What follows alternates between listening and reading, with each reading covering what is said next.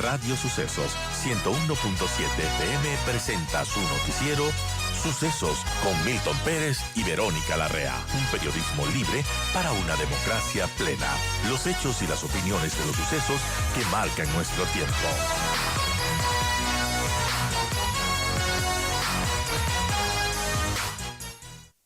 Hola, Vero, amigos, buenos días. Gracias por seguir con nosotros a esta hora y yo doy la bienvenida a Vicente Albornoz, decano de la Facultad de Economía de la Universidad de las Américas. Vicente, gracias por acompañarnos. Primera pregunta, el presidente Noboa da un giro en el manejo económico, bueno, por lo menos es el primer cambio de ministro de Economía que hace en su gobierno. ¿Cómo debe ser tomado esto? Buen día. Hola, muy buenos días. Creo que no debería ser tomado con excesivo dramatismo. Am, Hay un cambio, pero a ver, el ministro saliente, el ministro Vega, duró 14 meses, 15 meses en el puesto. Eso para un ministro de Finanzas es casi un récord, ¿no? Es un periodo más bien largo aguantar ese tiempo para un ministro de Finanzas. Y hasta ahora no ha habido ningún anuncio de que va a haber un cambio grande en la política o algo así.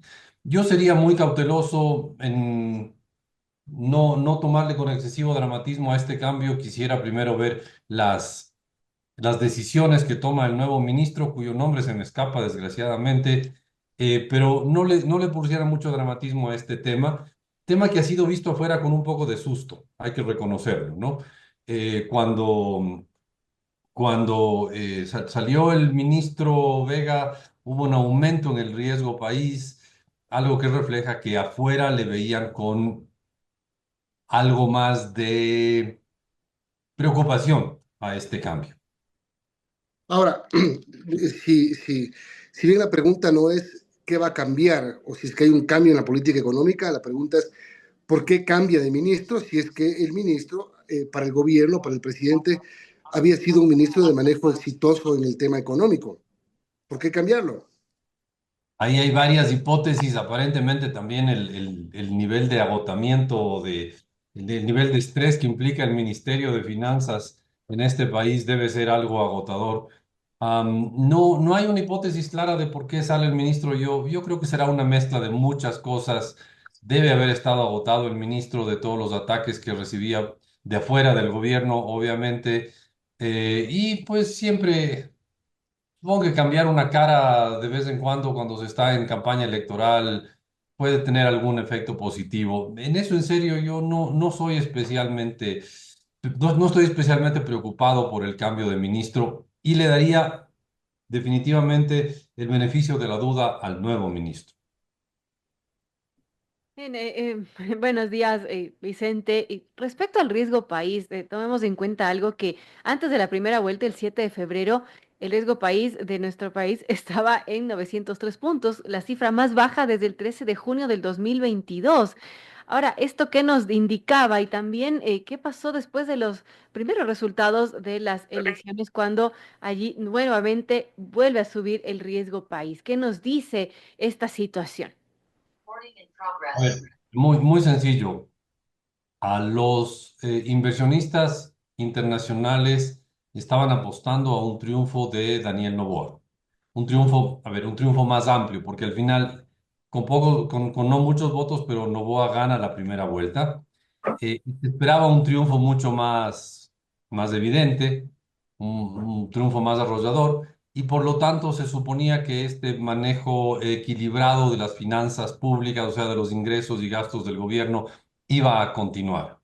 Entonces les cogió un poco de sorpresa a los inversionistas internacionales que Noboa no tiene un triunfo arrollador en la primera vuelta, un triunfo pero no arrollador. Y claro, la alternativa, ven los inversionistas afuera, es Luisa González, muy influenciada por el correísmo, muy influenciada por el mismo Rafael Correa, supongo que muy influenciada por la gente que decidió que el Ecuador entraba en moratoria el año 2008 a pesar de que podía pagar su deuda. O sea, gente con una muy mala fama, digamos, en el mundo financiero internacional, y eso les debe haber aterrado a los inversionistas internacionales. Deben haber dicho, bueno, con ese nuevo panorama, la probabilidad de que algún día Luisa llegue al gobierno existe. no es que sea especialmente grande, pero existe, y eso podría llevar a un mal manejo económico. Evidentemente esa fue la razón. Y yo entiendo a los inversionistas internacionales que creyeron que no iba a haber ningún problema con el manejo fiscal y ahora hay pues alguna nube de preocupación en el manejo de los ingresos y gastos del gobierno, que es el famoso manejo fiscal.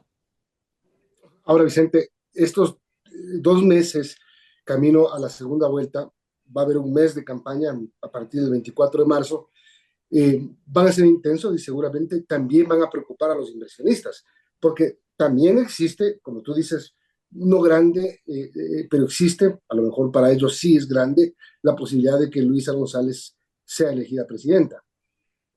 Sí, claro, ¿no? Y eso vamos a ver una cierta volatilidad en el riesgo país. A ver, me invento, ¿no? Sale el vicepresidente de Luisa y dice que se va a gastar las reservas internacionales. Eso obviamente va a hacer que el riesgo país suba. Sale el vicepresidente, no sé, sale Daniel Noboa y dice, no, vamos a tener una política extremadamente cautelosa, muy conservadora, baja el riesgo país. Y sobre todo, sale una encuesta y dice, gana fulano o gana mengana, y eso va a disparar el riesgo país para el un lado o para el otro, sobre todo las encuestas más o menos confiables. Ese veo yo que va a ser el tema. Y claro, vamos a ver una volatilidad enorme de aquí al 13 de abril, Domingo de Ramos. Ese va a ser el día de la segunda vuelta electoral. Ahora, ¿cómo hacer para que los mercados estén tranquilos? O sea, ¿hay alguna forma de evitarlo o no? Sí, claro, claro, claro, claro que la hay.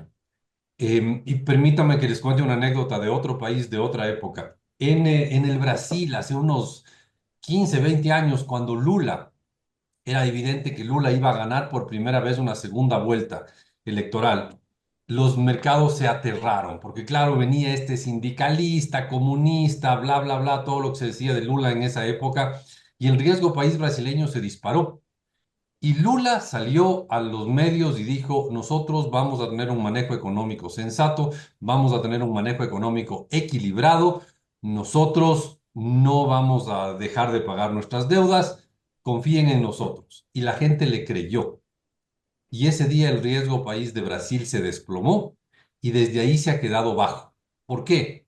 Porque los inversionistas de afuera dicen, no importa quién gobierna el Brasil, si es la derecha o la izquierda, pues tendrán sus prioridades en política social, en política educativa, en política de seguridad, en lo que sea, pero van a manejar la economía con equilibrio. Y eso le han confiado a Lula, a Dilma Rousseff, ¿cómo se llama el presidente? A Bolsonaro, a todos les han confiado que van a manejar con equilibrio las finanzas del gobierno.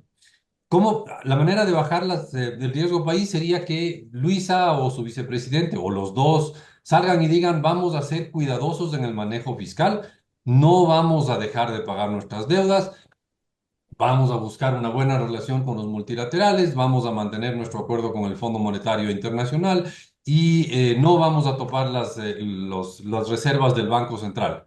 Con eso, el riesgo país se desploma y se queda abajo para siempre.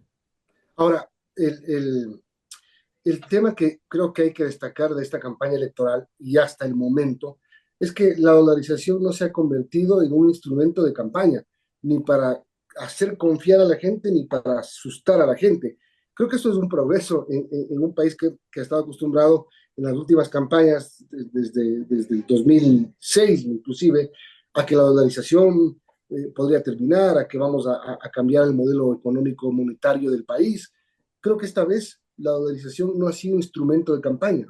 ¿Lo ves así? Yo sí creo que ha sido instrumento de campaña, no tan grande como otras veces, es correcto, pero yo sí le veo un poco instrumento de campaña a la dolarización. Al menos el vicepresidente Luis ha salido a decir que se van a tomar los fondos del Banco Central, que no son del gobierno. Es decir, las reservas del Banco Central en el fondo son de los depositantes de la banca, ¿no? Porque ahí está el encaje bancario. Diego Borja ha salido varias veces a decir que ahí hay recursos y que deberían gastarse esos recursos, en pocas palabras, que deberían tomarse los fondos que están depositados en el Banco Central, que es el encaje bancario, que es la Reserva Internacional, y eso sí es jugar con la dolarización. Sí ha sido un poco menos fuerte, pero sí ha estado presente la dolarización en la campaña, en mi opinión. Son las 8:16. Estamos hablando con Vicente Albornoz, decano de la Facultad de Derecho, de Economía de la Universidad de las Américas. Pagado. Ni una. Vicente, quisiera que nos explique técnicamente por qué sería peligroso, por ejemplo, que se tomen esos fondos del encaje bancario de las reservas, que, bueno, como ha dicho en ocasiones Diego Borja, ¿por qué esto complicaría en un país que está dolarizado? Porque, a ver, cuando un banco tiene algún pequeño problema de liquidez, lo primero que hace es recurrir a su encaje bancario. El encaje bancario es una parte de los depósitos del banco que están en el Banco Central, más que nada por temas de seguridad. Entonces, y por si acaso no viene del encaje que se usa para decorar los vestidos de las muñecas, sino de la caja, de poner dentro de la caja, de encajar, ¿no?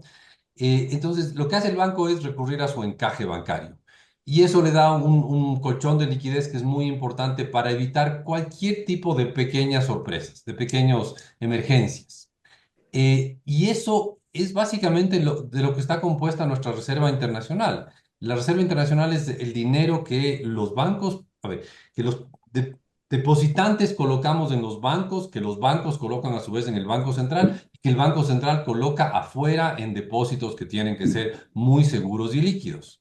Entonces, el topar ese dinero es quitar este colchón. Entonces, imaginémonos, se cogen este dinero y se gastan el dinero en obra pública, populista, ¿cómo se llama?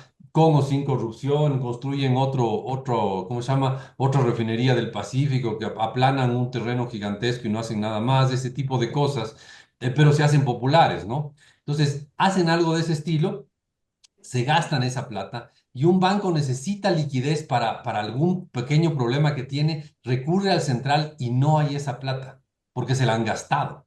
Y el central no le puede dar la plata al banco que está con algún pequeño problema de liquidez y entonces se desata un pánico bancario. Estoy poniendo un escenario un poco dantesco, ¿no? Pero ese escenario se puede dar si es que no hay las reservas que el Banco Central debería tener y que debería tener para que de golpe, inesperadamente, hoy día estamos todos tranquilos a las 8:20 de la mañana y resulta que a las 10 de la mañana hay un pánico bancario. Entonces hay que salir y actuar ese instante hay que salir y actuar y el dinero tiene que estar listo para venir. Si es que es necesario, se chartea un avión y se trae un montón de billetes en un avión charteado para que inunde de liquidez el país, ese tipo de cosas. Pero eso solo se puede hacer si es que hay depósitos disponibles para atender una emergencia. Si es que se toman las reservas del Banco Central, que en el fondo son el encaje que depositan los bancos, que a su vez viene de los depositantes, que depositamos nuestra plata en bancos privados o públicos, por si acaso, eso quitaría un colchón clave para aguantar shocks inesperados que podrían sacudirle a la dolarización. Esa plata no es del gobierno, no es del gobierno, es de los bancos o en realidad de los depositantes de los bancos. Esa plata no debe toparse excepto para devolverles a los depositantes. Vuelvo al tema del nuevo ministro de Economía. Cuando tú dices que no te acuerdas del nombre, no es porque tú te hayas olvidado, sino porque él no es conocido. Es Luis Jaramillo, que fue ministro de Comercio Exterior hasta el día de su nombramiento. Tiene maestrías en ingeniería industrial, en marketing, administración de empresas. Trabajó en la industria cartonera ecuatoriana, parte del grupo Novoa. Fue director de aduanas entre abril y octubre del año pasado. ¿Para qué doy este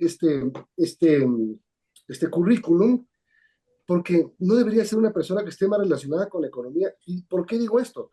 El nuevo ministro de Salud no es médico, es abogado. Yo no sé si es la primera vez que se nombra a alguien que no sea médico como ministro de Salud. Es decir, esto de alguna manera no hace pensar en que, chuta, a lo mejor no estoy capacitado para manejar la economía. Ni idea. A ver, el anterior ministro, Juan Carlos Vega, hizo en mi opinión, una muy buena labor y fue su primer cargo en el sector público. Él sí tenía una maestría en economía, había estudiado economía en algunos sitios, pero su experiencia era muy, muy en el sector privado, ¿no? Él no tenía un historial de trabajar en el sector público. Más bien el actual ministro, el señor Jiménez, si no me equivoco, Jaramillo, perdón, Jaramillo, el señor Jaramillo ya pasó por el sector público en las aduanas y estuvo en el Ministerio de Comercio, o sea, al menos está más fogueado. O sea, yo le daría el beneficio de la duda. Hasta ahora no ha cometido ningún error, no ha hecho ninguna declaración fuera de foco, no ha dicho que se va a gastar la plata de las reservas del Banco Central o alguna barbaridad de esas. Por ahora yo le daría el beneficio de la duda. Pido disculpas, soy malo acordándome apellidos y nombres. No tenía claro el apellido ni el nombre del nuevo ministro de Finanzas. Bien, en todo caso, las propuestas de campaña. Los candidatos hacen un montón de propuestas, muchas tienen que ver con la seguridad, pero también hacen propuestas en el tema de la creación de empleo, por ejemplo, del manejo económico. Tú me imagino que has leído las propuestas de los dos candidatos. Algo sabes. ¿Qué te parece? A ver, yo creo que a toda propuesta de todo político hay que tomarle con mucha cautela, ¿no? Los políticos están ahorita en campaña y podrían ofrecer cosas que quizás quisieran hacer, pero son difíciles de implementar. No estoy diciendo que mientan, ¿no? Hacen cosas que les encantaría hacer, pero no es fácil de implementar. El tema con empleo, por ejemplo. Es fácil decir que se va a crear empleo, pero eso no va a depender de ellos, va a depender de si se logra hacer cambios en la legislación laboral, de si el resto del mundo está comprando productos ecuatorianos, porque el Ecuador depende mucho de la situación económica mundial, depende mucho de cómo evolucionen los salarios en el sector privado, depende de un montón de temas que están totalmente fuera del control del presidente de la República. Entonces, sí, está bien que digan que van a crear empleo, estoy seguro que quieren crear esa cantidad de empleo, no es que nos están mintiendo. La pregunta es hasta dónde tienen la capacidad de cumplir con sus promesas. Ahí sería yo muy cauteloso. El político siempre nos habla un poco más desde el corazón que desde el cerebro, ¿no? Yo quiero hacer tal cosa, muy bien, qué bonito, pero usted puede hacer eso. Sí, claro, porque yo voy a ponerle el entusiasmo y las ganas para hacerlo. Sí, sí, pero ¿es una política realmente viable? Y ahí muchos políticos nos quedan debiendo una respuesta. Bien, gracias por habernos acompañado para analizar lo que empieza a ocurrir en esta semana, que con el cambio número 11 del gobierno del presidente Novoa en una semana, luego de la primera vuelta. Ya veremos qué pasa. Vicente Albornoz, gracias por acompañarnos. Un gusto. Gracias, Vicente.